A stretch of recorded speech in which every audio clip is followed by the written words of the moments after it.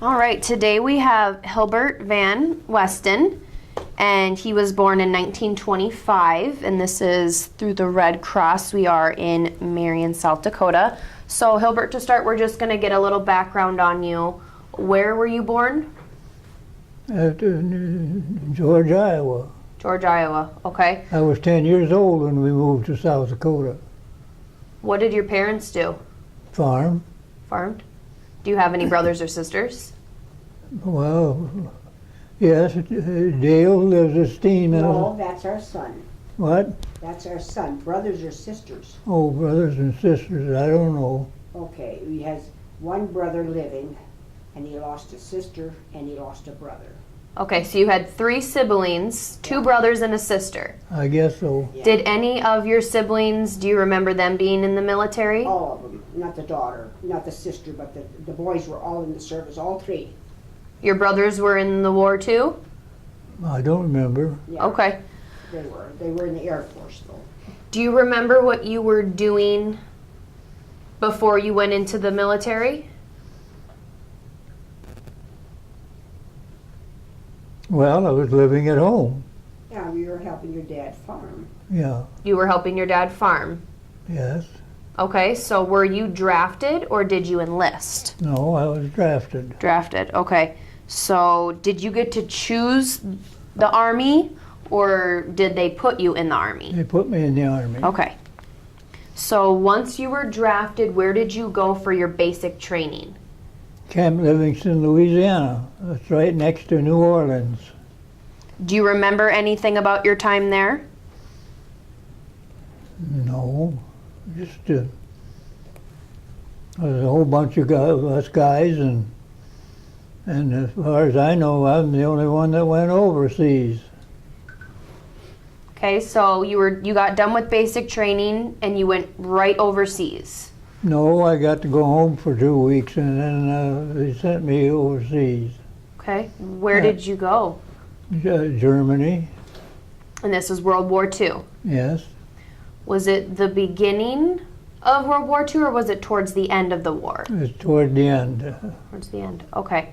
So what did you do in the Army? Well, just basic training, but I went overseas on the, I forget what the name of the ship was, and there wasn't anybody that I knew, but one person died, and they took all his clothes off and wrapped him in the American flag and dumped him in the ocean. So only one person died on the way over. Yeah, that's all I can remember. Okay. So what was it like when you got to Germany? Not very good. We had to, it was too cold there. We had to guard the Russian border, and we had a little shack we stayed in, and we had to chop our own firewood to keep the stove going, to keep warm. So were you in battle? No. And then they made a truck driver out of me, and I hauled, I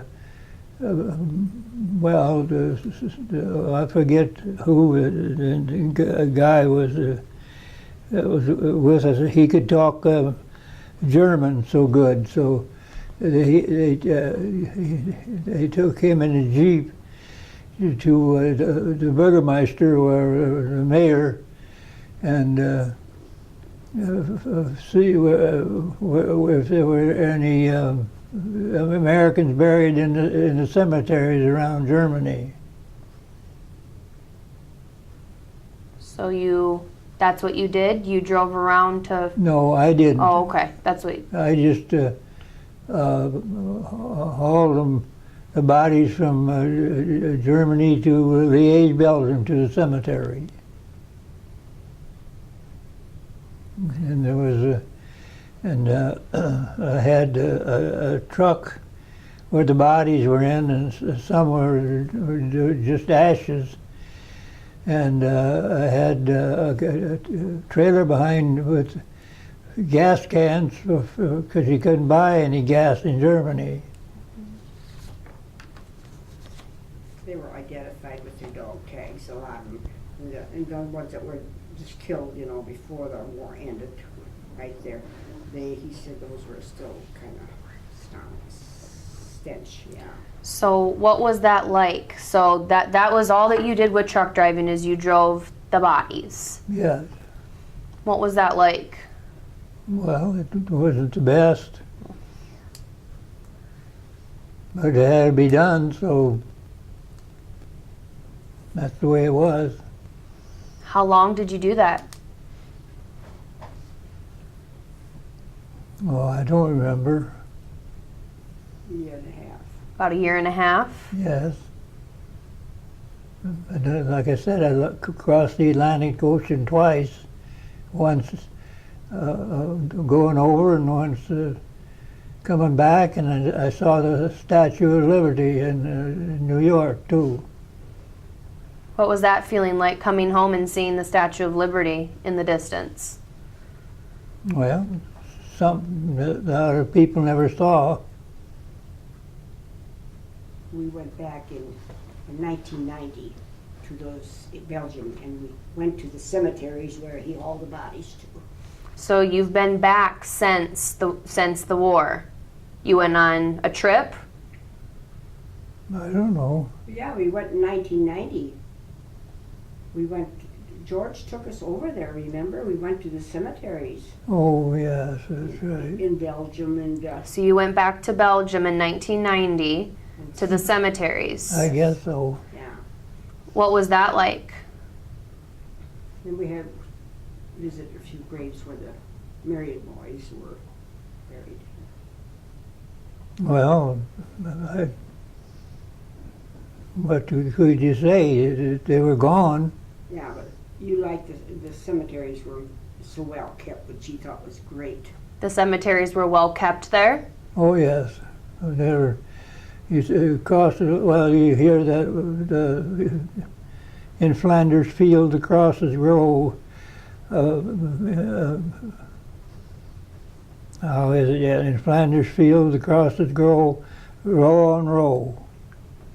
And they're in line just perfect either way.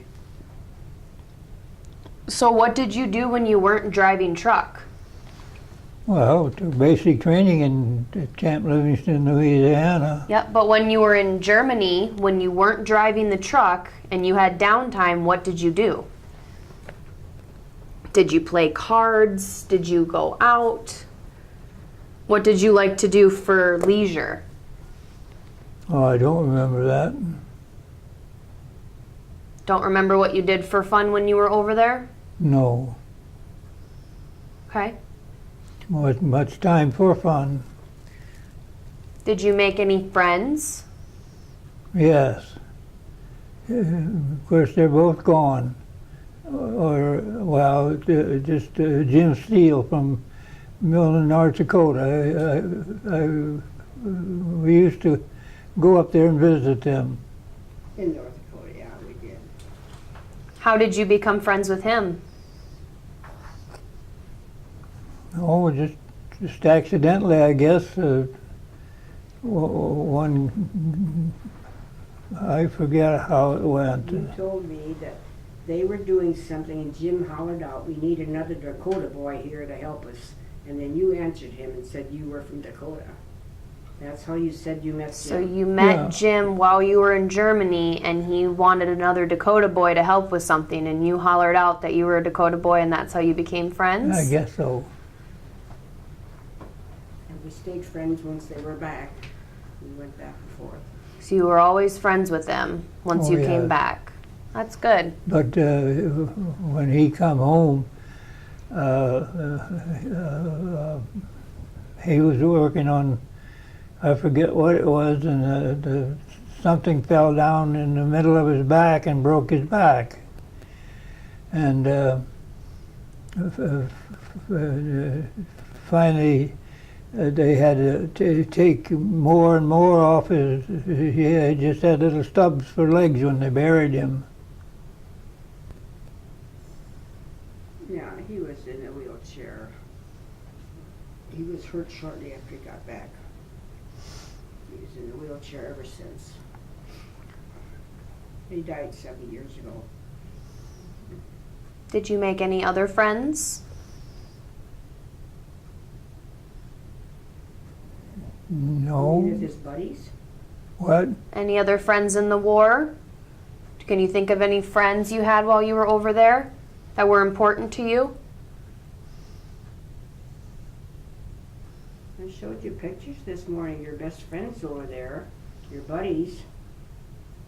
Yeah, but I'm 90-some years old. How do you remember all that? But you did make good friends. You can't remember the details, but you did make good friends. Yes. That's good. So how did you adapt to military life when you were over there? Well, you had to. Did a lot of marching. Weren't you in the infantry? When we took basic training, you always carried a rifle, and of course there wasn't anything in it, but then you had to carry it along anyway, and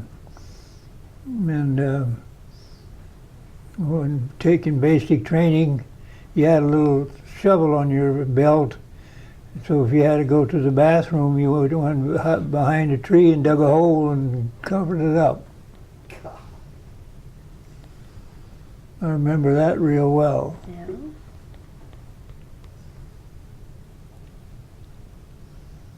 How about the food? What was the food like? Well, I was young then. Of course, one day they served a liver and nobody liked that, so that was the end of that. Was it okay food though that you remember? Do you remember it being really hard to eat the food? Or Pardon? do you remember it being hard to eat the food because you didn't like it, or? Well, just that liver, nobody liked that. But otherwise it was okay? Yes. Okay, that's good. How about the sleeping quarters? What were those like? Well, like in basic training,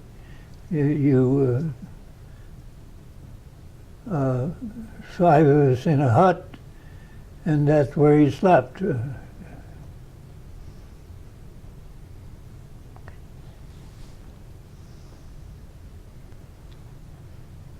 So were you in Germany when the war ended? Oh, yes. What was that like? Well, like I said, when we got there, it was, well, we went over in the Monticello, a ship, and we landed at Veire, France, with the ship, and there were so many ships, they couldn't hardly find a place to get to shore, so we get off the ship. And then when we got there, and they put us, well, some guys were lucky enough they rode in boxcars where they were at least covered, but I had to ride in an old passenger where the windows were all shot out, and we pretty near froze to death. But I was lucky enough. I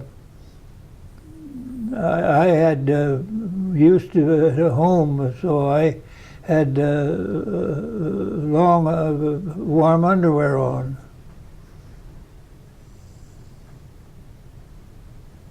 But he said he'd seen out, bombed out Germany where everything was ruined. Because when we went back in 1990, which was what, almost 50 years later. He just couldn't believe how they had rebuilt. And Yeah, so talk about that a little bit. What did the buildings and kind of the land look like there because of the war? Well, Belgium was all right, but Germany was all shot up. yeah, it was all ruined. That Did was- you say this, from all the bombings, one church was standing though? You can't hear me, is here. Yeah, something like that. Yeah, he says a lot of bombing. That was in Berlin. Yeah, I know. Did you ever experience any of the shooting or the bombing? No. No?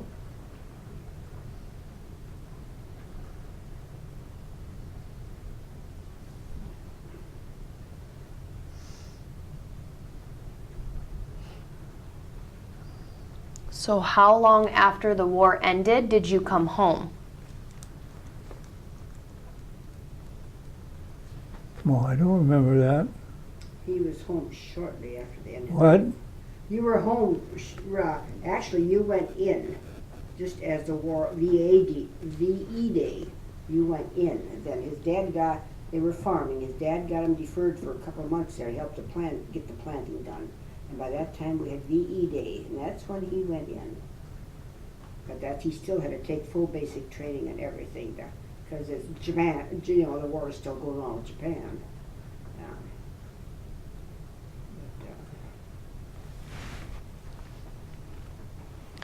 So what did you do once you came home? You went into trucking. What? You went into trucking. After you'd been driving truck there, you decided to go into trucking. Corn shelling. Yeah. Something like that. I don't know. I remember, because you were trucking when we met. Oh. So you came home and you came back to South Dakota Oh, yes. and you started a truck. Yes. Okay, and then you met your wife and you got married? That's what she says anyway. 67 years, yeah. And did you have any kids? Yes. How many? 3. Did any of them show any interest in being in the military? No.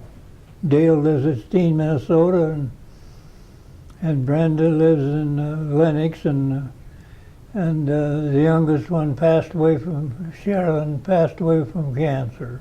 No, that was Sherry, Dad. That was our oldest child. We lost her 8 years ago to cancer. Sorry to hear that.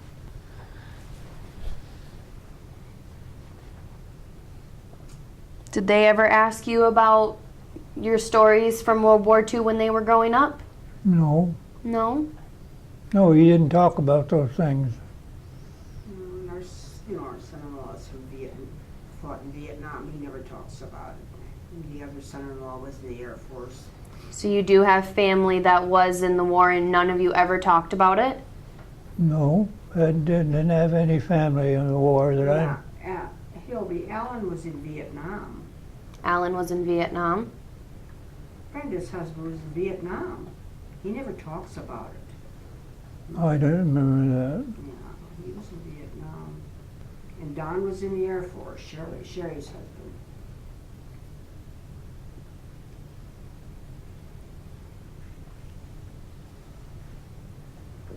Well, Herman helped build helicopters in, where was it? Well, in Texas. You That know, was his young- Omaha or somewhere? No, in Texas. Texas. What? In Texas. Oh, Both his brothers were in the service. George served in Korea, and Herman he was in the Air Force, but I don't know if the war was going on. Well, yeah, it must have been, because he made a lot of trips to North Africa and back. Yeah, they were all in the military. The only place you went was Germany, though, during the war? In Belgium and through there. and it's Belgium, and all the bodies, and then afterward, Elmer Weeman and I went on the honor flight Yeah. to New York, I think. See, 6 years ago, yeah. Great. How was the honor flight? Well, it was real good, but when he got there, still the old military food that you couldn't eat.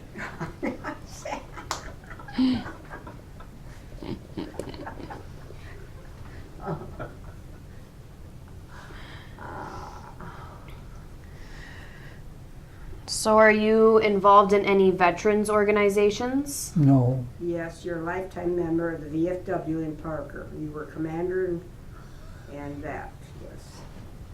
So you were in the VFW? yes, I still get that magazine once a month. He's a lifetime member there. How was your experience with the VFW?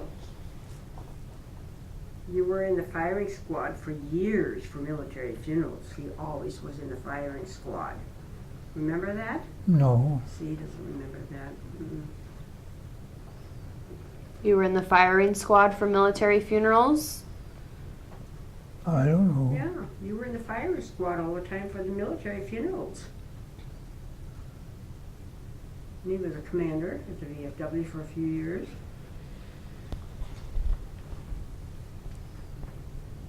So how did you adjust back to life after the war?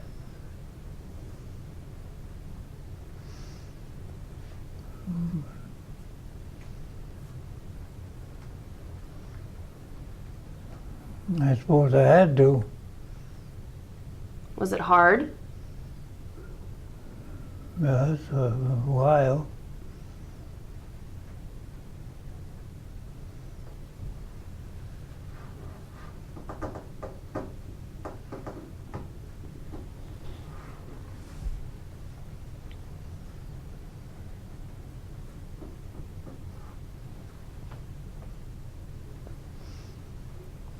Were people welcoming when you came home from the war, or what was kind of the attitude of the American people towards the veterans when you got home?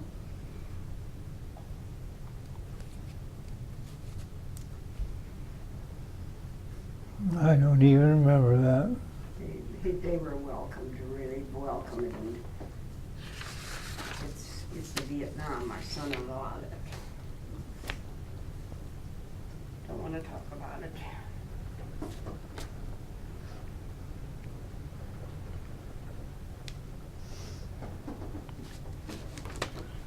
So how long did you do trucking?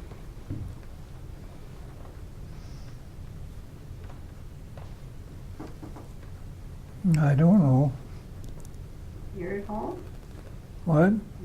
You mean after you got home? Yeah, how long did you truck once you got home? Oh, man. 30-some years trucking and corn shelling. Where did you truck? Did you go all over the country, or were you just in this area? He was a livestock truck hauling and grain hauler. And he did custom corn shelling till the combines came out, and that took care of the corn shelling. And he did that for years. And then we farmed after that. You were also a farmer? Yes, I guess.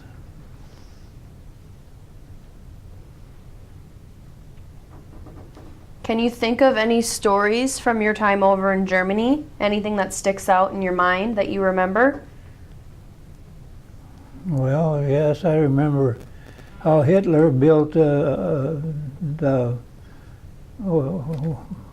what you call it, Bunkers, wasn't it? You mean for himself, Hildy? what? You mean for himself? That was bunkers that he'll hit. We seen that when we went over in 1990. The bunkers. What did Hitler build? What? What did Hitler build that you saw? No, Yeah. no. No. You see, Well, when when the war was over, him and he had a girlfriend. They both committed suicide. But when we went over Hilby, we seen the bunker, Hitler's bunkers. He just, a few years back he would have, but he's had a light stroke since, and it's just. Do you remember anything? Any stories? Like a specific night when you were trucking over there? No. A little late to catch the information with his health. The only one thing I can remember, that's where I met my good friend Jim Steele from North Dakota. Yeah. And they're both gone, him and his wife. What did Jim do over there? Well, same thing I did, pretty well.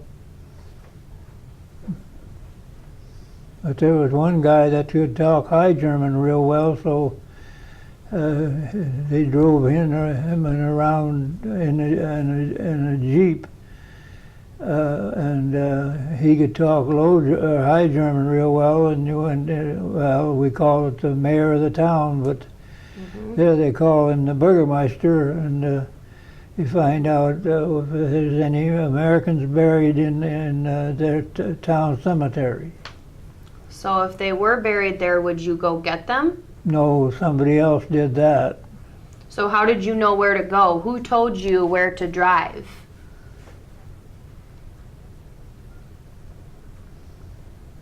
I don't know. Did you have an officer that was above you that gave you a route for the day?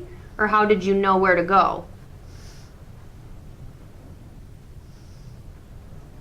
I suppose somebody did. I don't know.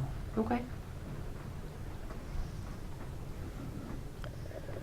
But like I said, I know that I had a truck full of bodies, and I had a big trailer behind it with gas cans, because you couldn't buy any gas in Germany.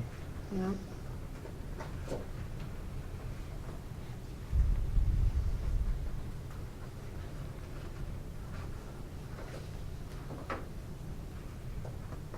How did your experiences in Germany shape you as a person once you came home?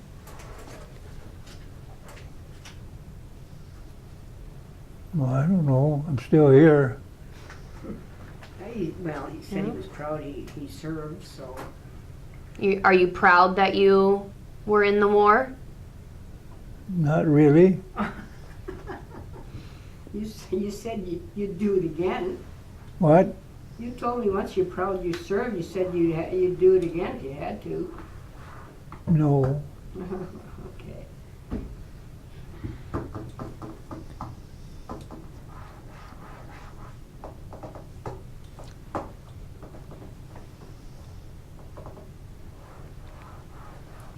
How has your experiences with the military shaped how you feel about war?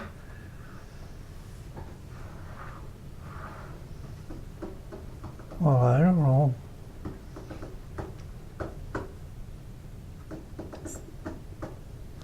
I can't remember a lot of things. I'm 91 years old.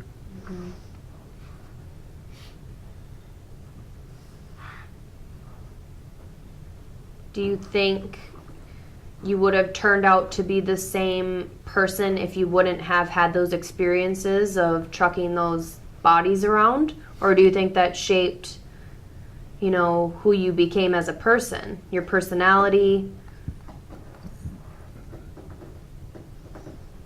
I don't remember.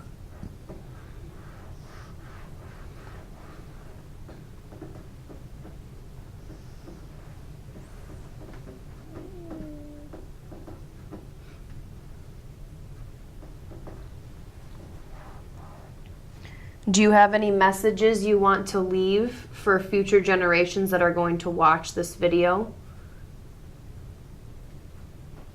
How do you mean that?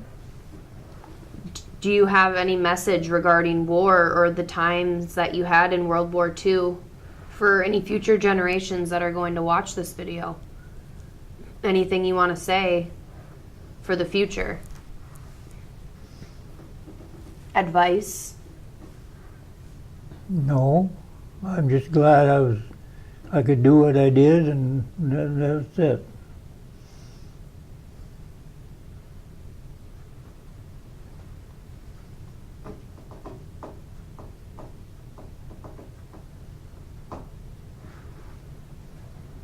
Do you have anything else you want to add? No, not really.